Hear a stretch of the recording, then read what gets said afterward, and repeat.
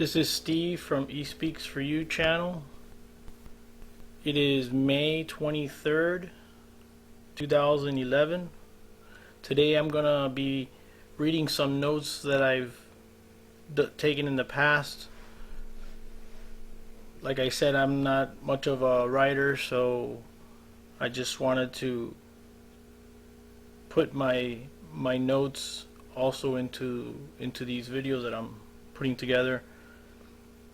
Anyhow, this particular segment is on media control and manipulation. I'm going to read from my notes, and I may on occasion just put in my newer thoughts into this video. These notes I did it about a year and a half ago. So let's just jump right in. What is media? What is the media? Television, radio, advertisement, newspaper, the internet. What is the media's objective?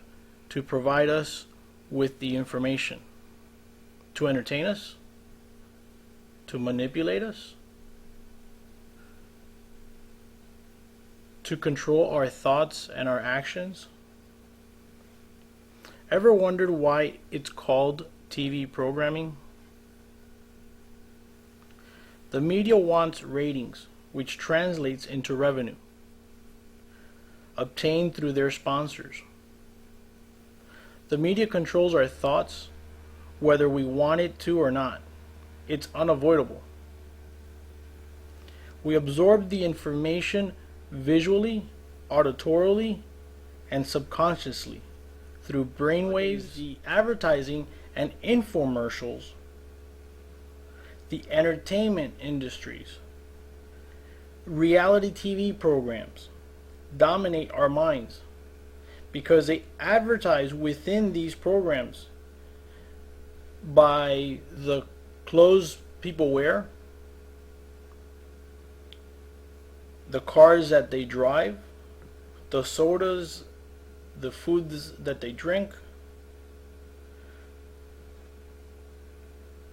All of these reality TV programs create trends, and people want to mimic these other people, which are people just like you and I.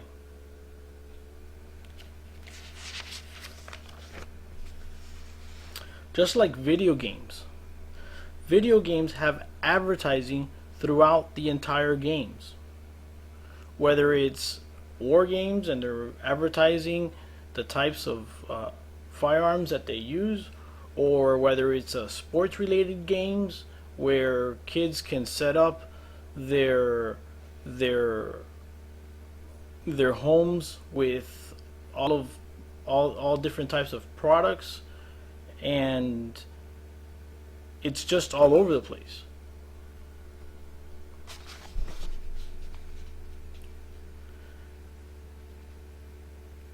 Even in games that relate to banking, maybe even like gangster type games where they steal cars and they buy certain types of suits. It's all about branding, and subconsciously you see these advertisements of these name brands, whether they're Nike or Sprite or Coca-Cola, and it's, even though you see them and you're playing the game, but subconsciously you want to be in the, I guess, in the in crowd. So you actually go out and buy those brands and consume those products.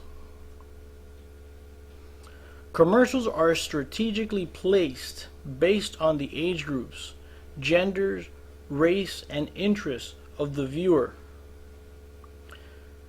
based on the programming or the program being watched. whether it's a certain time of day or it's a certain time of night that the infomercials are being placed. For example, if you're watching a channel that or a program that is more geared towards elderly people, you may see commercials on Viagra or allergy medications. During the daytime, you may see TV commercials geared towards at-home parents, showing them certain types of educational programs for their kids, or even continuing education programs for themselves, or either contraceptive programs or beauty products type, not